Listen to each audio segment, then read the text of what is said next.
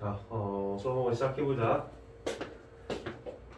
다들 만나서 반갑고, 이제 본격적으로 우리 같이 국어 커리큘럼을 이제 들어가려고 하는데 수능 국어 영역. 그래서 여기 지금 오리엔테이션 오늘 할 때 앞으로 우리가 어떠한 이제 컨텐츠들을 가지고 이제 수업이 진행되는지를 좀 보면 될 것 같아. 일단은 첫 번째는 이제 12월에서 2월 우리가 지금 나가야 되는 이제 베이직 클래스지, 그러니까 기본 수업 내용들을 다지는 시간들을 가지게 될 거야. 그래서 원래는 이게 시작이 된 건데 이미 시작이 돼 있었어. 그러니까 11월 말부터 지금 시작이 돼 있어서 12월 초 중순까지 함께 했던 친구들도 있고 아니면 이제 유튜브 영상으로 보는 친구들도 있고 좀 다양한 것 같아. 근데 일단은 여기 지금 보게 되면은 수능형 접근의 초석 쌓기라고 지금 나와 있지.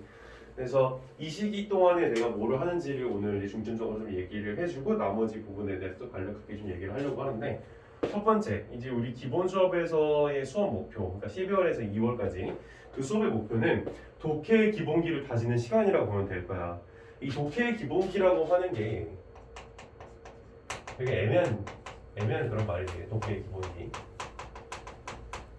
근데 사실 독해의 기본기라고 하는 것이 뭔지를 조금 더 분석적으로 얘기를 했자면, 이 수능이라고 하는 시험이 이 조금 더 이렇게 심화되고 굉장히 많이 어려워져 가고 있는 추세가, 사실은 이건 조금 개인적인 사견이긴 한데 2008년도 그때쯤부터 되게 본격적으로 많이 어려워지기 시작해. 좀 이유가 한 가지가 있는데, 혹시 너희들 그 로스쿨이라고 들어봤어? 로스쿨?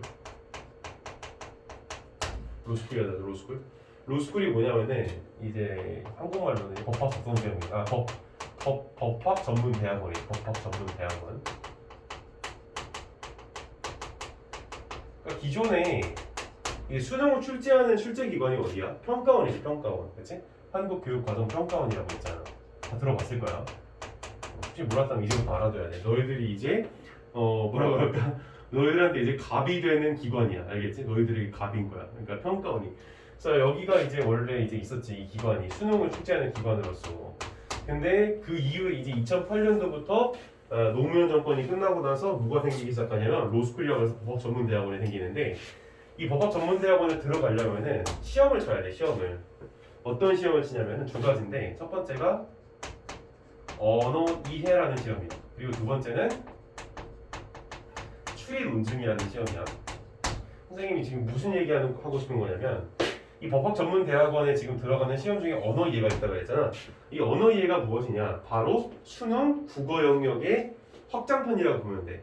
그러니까 약간 어드밴스드 에디션인 거지. 엄청나게 어려워진 그런 유형이라고 보면 돼. 그래서 사실은 이 언어 이해라고 하는 이걸 출제하는 법학 전문 대학원은 이제 들어갈 때 출제하는 기관이 법학 이제 그 전문 이제 그 대학원, 이걸 이제 들어가기 위해서 협의회가 있어요. 협의회가. 이 협의회가 있는데 이 협의회 출제위원들이 있거든. 협의회 출제위원들. 이 협의회 출제위원들이 놀랍게도 여기 지금 수능을 출제한 출제위원들하고 거의 비슷하다고 보면 돼. 내가 뭐를 얘기하고 싶은 거냐면, 그래서 이때부터 누가 이거 수능 시험이라고 하는 것을 설계한 사람이 뭐라고 얘기를 하냐면 민찬호 교수라고 하시는 분인데, 그분이 이제 뭐라고 얘기를 하기 시작하냐면, 우리한테 이제 이런 그 수능 시험 또 이런 적성 시험 같은 것들을 이제 출제함에 있어서 굉장히 중요하게 보고 싶어 하는 것이 논리력이 되는 거야. 논리력을 좀 많이 보고 싶어 하게 되는 거야. 논리력. 그럼 이 논리력에는 이제 무엇이 있는지를 담보하는 게 바로 독해의 기본기가 된다는 거야. 그러니까 이 수능 시험이 굉장히 어려져 있는 이 배경 속에서 지금 우리한테 추구하고자 하는 거, 우리한테 이제 요구하고자 하는 그런 시험의 방향성이 뭔지를 우리가 알지 못하고서는 이 시험에 접근하는 것 자체가 조금 불가능하다고 보면 돼. 그래서 혹시 최근에 기출문제들 좀 풀어본 사람들 여기 있어 혹시? 사람이 별로 없긴 하지만 여기 몇 명, 여기 뭐 최근 기출문제 풀어본 사람, 평가원에서 나와. 너 풀어봤잖아, 그치? 나 저거 풀어봤잖아, 그치? 어떤 소재들이 나와? 어떤 소재들? 바로 법 소재들이 나오지. 법을 낸단 말이야. 법을 내는 이유가 바로 여기서 지금 볼 수 있다시피 법학 전문 대학원에 이제 들어가는 시험을 출제하는 기관하고 수능을 출제하는 기관하고 거의 비슷하기 때문에 계속해서 법을 낸다는 거야. 신기하지? 그러니까 원래 법이라고 하는 게 이 수능에 들어온 역사가 별로 안 돼, 생각보다. 최근에서야 법이 등장하기 시작하는 거야. 한 길어야 한 10년 돼야 길어야 10년 돼. 별로 안 됐어 이게 역사가. 그래서 그 이유가 뭔지를 따져보면 이런 이유가 있었다 하더라라는 거야. 그렇다면 내가 하고 싶은 얘기는 여기 이제 추가로 덧붙여서 이제 얘기해주고 싶은 부분이 오늘 이렇게 말을 더듬냐. 추가적으로 좀 얘기하고 싶은 부분이 이제 법 소재가 나오니까 이거에 대한 어떤 그런 논리력이 필요하겠지. 근데 우리가 법 소재만 이제 정복을 하면 되느냐? 그건 아니라는 거야. 법 소재도 있고 또 어떤 소재도 있어? 이제 철학적인 소재도 있고 그리고 오늘 우리가 같이 볼 지문이 과학 또는 기술 소재가 있지. 그리고 이번 수능 그러니까 2021학년 수능에서도 이 3D 프린팅 관련된 그 지문이 굉장히 어렵게 출제됐던 것들을 볼 수가 있을 거야. 풀어본 사람은 알겠지만 그래서 이런 기술 지문과 법 지문과 철학하고 과학 이런 지문들을 통해서 우리한테 요구하고자 하는 사고방식은 논리력도 논리력인데 이거를 하기 위해서 굉장히 중요한 부분이 뭐냐면 바로 분석 능력이야. 분석 능력. 그러니까 분석을 한다는 게 뭐냐면은 어떠한 이런 개체가 주어져 있을 때 여기 내용들을 갖다가 여기 있는 어떤 그런 내용들을 갖다가 타이틀을 가지고서는 이게 뭐다 이렇게 정리할 수 있는 능력이라고 좀 보면 될 것 같은데 뭐 예컨대 이런 지문이 있다고 쳐봐. 어떤 지문이냐면 오늘 우리가 읽을 지문이긴 한데 여기에서 예를 들어 아리스토텔레스가 처음에 나오고 그 다음에 이제 코페르니쿠스가 나오고 그 다음에 브라헤가 나오고 그 다음에 뭐 케플러가 나오고 그 다음에 여기서 이제 여기서 이제 중국 사상가들이 나오지. 중국 사상가들 그 다음에 뭐 왕석천이라든지 뭐 방이지 뭐 이런 사람들이 뒤에서 나온단 말이야. 그렇다면 우리가 이거를 이제 분석해낼 때 어떤 식으로 이제 분석해내서 읽어야 되냐면 첫 번째 아주 중요한 사고방식이 비교적인 어떤 그런 사고방식으로 읽어줘야 돼. 그러니까 무슨 얘기냐? 예를 들어 아리스토텔레스가 우리한테 얘기한 게 뭐였어? 이 사람은 천동설, 지동설 중에서 뭐를 이제 주장을 하냐면 천동설을 주장하는 사람이 되지. 천동설을. 그러니까 지구가 중심이라는 거잖아. 근데 코페르니쿠스 같은 경우는 이거에 대해서 이제 뭐라고 얘기를 하는 거야? 뭐 다들 어느 정도 알고는 있겠지만 지동설을 얘기하는 거지. 그치? 지동설. 그래가지고 이 사람이 움직인다고 지금 보게 되는 것은 행성들이 이제 움직인다고 이제 보게 되는 거지. 여기에서 우리가 볼 수 있는 사고방식이 있지. 아주 간단한 거긴 하지만 아리스토텔레스 같은 경우는 천동설을 중요시 여겼다. 코페르니쿠스 같은 경우에는 지동설을 중요시 여겼다. 그리고 둘 사이에는 대조가 이루어지고 있다는 걸 볼 수 있다는 거야. 그래서 첫 번째 중요한 사고방식이 이제 비교하고 대조가 된단 말이지. 그치? 근데 이러한 내용들을 담기 위해서는 기본적으로 그러니까 여기 지금 이러한 내용들이라고 하는 것은 이제 심화 과정에서 담게 되는 내용들인데 글의 구조를 익히는 부분이 될 거야. 여기 나와 있듯이 대조 비교, 그 다음에 반복 구조, 프로세스 구조, 인과학의 구조, 원칙과 예외 이 5가지 구조가 있는데 이 5가지 구조를 너희들이 반드시 체화를 해내기 위해서는 첫 번째 봐야 되는 부분이 있어. 그래서 지금 1번 그 수업 목표는 독해 기복기 다지는 거였고 수업 내용이 1번을 보게 되면 수능 기출 지문 분석을 통한 수능형 독해 연습이 너희들이 첫 번째로 해야 되는 부분이야. 그렇다면 수능형 독해 연습은 무엇이냐 이거지. 수능형 독해 연습 오늘 이제 선생님이 나눠준 자료들 보면은 거기에 이제 첫 번째, 두 번째 해가지고 내용을 정리하는 프린터가 있고 두 번째는 이제 그 문단별 정리하는 프린터가 있는 걸 볼 수가 있을 거야. 그래서 이거를 주기적으로 너희들이 연습을 해줘야 되는데 어떤 식으로 연습을 하는 건지는 이따 본격적으로 같이 지문을 보면서 확인을 하게 될 거야. 알겠지? 근데 잠깐이나마 한번 보여주자면 내용 정리 같은 부분에는 기본적으로 해야 되는 내용이 너희들이 도식화를 시키는 내용을 많이 해야 돼. 도식화가 뭐야? 도식화? 이 지문이 나와 있는 거를 갖다가 이거를 여기다가 이런 식으로 화살표나 어떤 그런 네모를 뭐 친다든지 여기다 밑줄을 뭐 친다든지 해서 너희들이 나름대로 한번 정리해보는 그런 시간을 갖는 거야. 물론 이거는 내가 어떻게 하는지는 너희들이 이제 숙제를 해온 거를 보고 하나씩 좀 체크를 해줄 거야. 그 다음에 이제 문단별 정리라고 하는 거 있지, 그지? 이거는 이때까지 가서 할 필요는 없고 그냥 처음에 베이직 클래스에서 수능형 접근의 기본 쌓기 이 시간에만 하면 충분해. 알겠어? 그래서 이제 문단별 정리 같은 경우에 내가 또 프린트를 나눠줬지만 지금 거기에다가 너희들이 이제 1달락, 2달락, 3달락, 4달락, 5달락, 6달락, 7달락 이런 식으로 해가지고 이 단락별로 뭐를 정리하면 되냐면 바로 주제를 정리하면 되는 거야. 알겠지? 근데 이거 같은 경우에도 그냥 혼자서 하게 되면은 약간 한계가 있을 수 있으니까 숙제를 해서 선생님이랑 같이 좀 쉐어링을 하는 방식으로 해서 나눠봤으면 좋겠다 이거지. 한 가지 꼭 당부해두고 싶은 부분이 이렇게 수업을 하면서 선생님이 일방적으로 수업을 해주면 나도 편하긴 한데 조금씩 시켜보긴 할 거야. 알겠지? 아주 조금씩은. 왜냐면 참여가 조금씩은 이루어져야 돼. 참여가 아예 이루어지지 않는 그런 수업이 되면은 이 수업 자체가 일단은 이해는 될 수 있을 거야. 왜냐면 내가 이해는 다 시켜주거든, 인간에서는. 근데 이해는 되지만 문제는 뭐야? 실제로 내가 문제를 풀 때 그거를 적용하는 게 굉장히 떨어질 수 있다라는 것이지. 알겠지? 자, 그 다음에 이제 그 두 번째는 수능형 풀이 연습이지.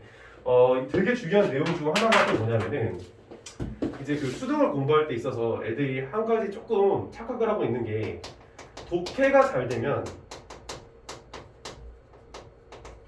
문제가 잘 풀린다 라고 얘기를 하는 친구들이 있어요. 독해가 잘 되면 문제가 잘 풀릴까? 독해가 잘 되면 문제가 잘 풀릴까? 그렇지는 않아. 생각보다. 선생님 같은 경우에는 지금 박사과정을 하고 있는 사람이잖아. 나 같은 경우에 저런 너희들이 있는 수능 글을 보면 어떻겠어? 독해가 잘 되겠어 안 되겠어? 잘 되고도 남지. 잘 되고도 남는데 나 문제 틀릴까 안 틀릴까? 나도 틀려. 놀랍게도. 그렇지? 틀린단 말이야. 그렇기 때문에 여기서 유념해줘야 되는 게 있어. 내가 독해가 잘 됐다. 그럼 문제 싹싹 풀린다. 그건 또 아니라는 거야. 문제는 문제대로의 풀이 접근법을 우리가 반드시 익혀가야 돼. 알겠어? 문제 풀이 접근법. 뭐 예컨대 어떤 풀이 접근법이 있을 수 있냐면 오늘 또 이따가 보게 될 저 이제 그 천동설 지동설과 관련된 그 지문에서 이런 식으로 A 표시되어 있는 부분이 있을 거야. 그지? 이거를 갖다가 문제에서 나오는 보기하고 접목을 시켜서 이제 문제를 풀어야 되는 건데 이때 어떤 식으로 이제 문제를 풀어야 될지는 키워드 방식의 어떤 그런 접근을 내가 많이 추천을 해. 그래서 여기에 지금 보기에 나오고 있는 그 키워드를 갖다가 여기에다가 적용해 보는 식으로 한번 읽어보자 라는 식으로 애들한테 이 접근 유도를 시키는데 다만 좀 다른 얘기지만 이 당시에 나왔었던 이 그 지동설, 천동설 지문 같은 경우에는 난이도가 굉장히 높게 애들한테 느껴지는 그런 내용이었어. 체감이 그렇다는 거지. 물론 실제적으로 이걸 따지고 보면 어때? 난이도가 그렇게 높진 않았지. 이 시험 전체가. 그러니까 보통 이제 2018년도 수능, 그 다음에 최근에 나왔던 2021학년도 수능 난이도가 굉장히 높았다 이런 식으로 얘기들을 많이 해. 2021학년 같은 경우에는 법지문 같은 것 때문에 2019학년도 수능 같은 경우에는 지금 내가 얘기하고 있는 저 천동설 지문 때문에 난이도가 굉장히 높았다고 얘기하는 그런 시험들이란 말이야.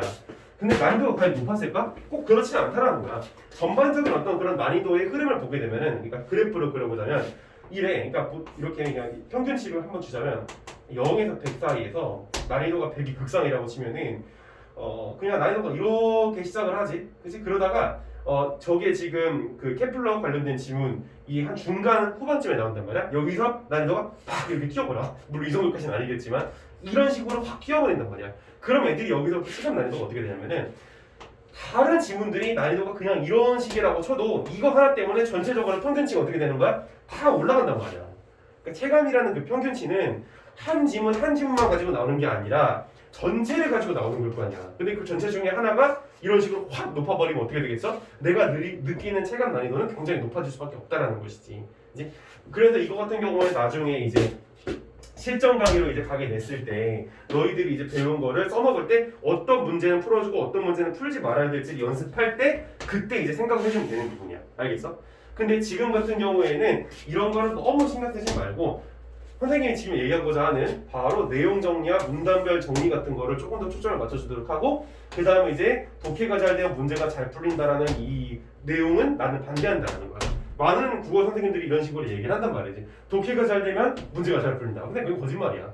문제가 풀리는 거하고 독해가 풀리는 건 따로따로 생각을 해줘야 돼. 당연히 독해는 잘해야지. 하지만 문제 풀이는 별개의 일이라는 거야. 알겠지? 그런 부분을 반드시 생각을 갖고 있어야 된다라는 부분이야. 그거를 꼭 얘기해주고 싶었어.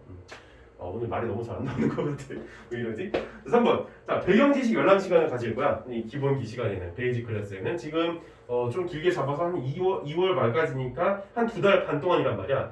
그럼 선생님이 그 매 수업마다 줄 수는 없고 그 일주일에 한 번씩. 그러니까 이번 주 수업 같은 경우에는 토요일 아침 10시 반이야. 알겠지? 이번 주 두 번째 수업은 토요일 아침 10시 반인데 일단 혹시 시간이 조금 애매한 사람들은 얘기를 해주고 어차피 유튜브 영상 꼭 보면 되는 거니까 일주일에 한 번 정도씩 내가 자료를 줄 거야. 알겠지?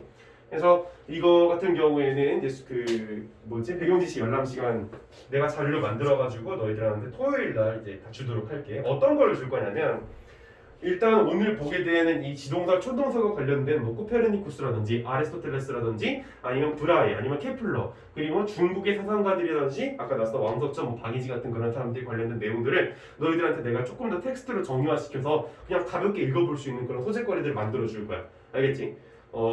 이거 같은 경우에는 아무래도 학원 수강생들한테 내가 조금 더 혜택을 줘야 되기 때문에 유튜브를 보고 있는 친구들 같은 경우에는 이 혜택을 내가 제공을 해줄 수는 없을 거야. 그래도 혹시라도 나도 꼭 한번 보고 싶다 하는 친구들은 나한테 개인적으로 연락을 하거나 아니면 유튜브에 댓글을 남겨놓으면 됩니다. 자, 아무튼 그래서 기출 분석을 이용한 변형 문제 연습도 이제 하게 될 건데 이거 같은 경우에 자주 하시면 될 거야. 지금 당장 실전적인 문제풀이가 그렇게 중요한 시기는 아니라서 이거 같은 경우에는 여기 아래 넘어가면은 12월에서 2월 커리큘럼에 지금 나와 있다시피 2월 마지막에 딱 한두 번 정도 할 거야. 알겠지? 내가 지금 계획하고 있는 건 한 번 정도만 지금 생각을 하고 있어. 그래서 일단은 이렇게 해서 베이직 클래스에 대해서 전반적인 얘기를 해봤고, 그래서 시험 여기서 이제 같이 공부하게 되는 범위는 2021학년도 수능부터 2019학년도 6월 모의평가까지야. 그러니까 이게 몇 년치냐면 아까 3년치 정도 될 거야 이게. 그래서 일단 오늘 나가게 될 건 2019학년도 수능 분석 같이 들어갈 거야. 그 다음에 다음 주에는 2021학년도 수능 분석 최근에 했던 거지 12월 4일에 며칠 전이야 생각보다. 그 다음에 1월 2월 같은 경우에는 2020학년도 6월 2021학년도 6월 2020학년도 9월 2021학년도 9월 이런 식으로 같이 보게 될 건데 지금 보면 알겠지만 여기서 좀 특징이 있지. 2020학년도 6월 2021학년도 6월 또 20학년도 9월 21학년도 9월 즉 이제 1년 차 정도 되잖아. 1년 정도의 차이가 있잖아. 1년 정도의 차이 동안 어떠한 이제 그 우리가 그 주목해 볼 만한 비교점이 있는지 한번 분석을 같이 해볼 거야. 알겠지? 그러면 최근에 수능을 내는 이 평가원의 마인드가 뭔지를 조금씩은 엿볼 수가 있어. 계속해서. 이런 기출 분석이 수능 공부를 하는 데 있어서는 정말 중요해. 이거는 많은 수험생들이 얘기를 하는 거야. 마찬가지야. 그래서 여기서도 지금 뭐 2020학년도 수능, 2019학년도 9월, 2019학년도 6월 이렇게 해서 일단 12월, 1월, 2월 해서 3개월 동안 우리가 이제 한 3년치 정도의 기출 문제들을 같이 좀 풀어볼 거란 말이지. 그 다음에 이제 베이직 클래스가 끝나게 되면은 그 이후에는 이제 심화 과정이 들어가야 되겠지. 아까 내가 얘기했었던 이 평가원에서 요구하는 논리력, 즉 분석 능력을 기르기 위한 툴들을 배우는 시간이 될 거야. 그 툴들을 배우는 시간 동안에는 얘기했다시피 대조, 비교, 반복, 프로세스, 인과관계, 원칙과 예외 5가지 구조를 연습을 할 건데 이 중에서 요즘에 특히나 도움이 될 만한 구조를 얘기해 준다면 원칙과 예외를 조금 추천해 줄 수 있을 것 같아.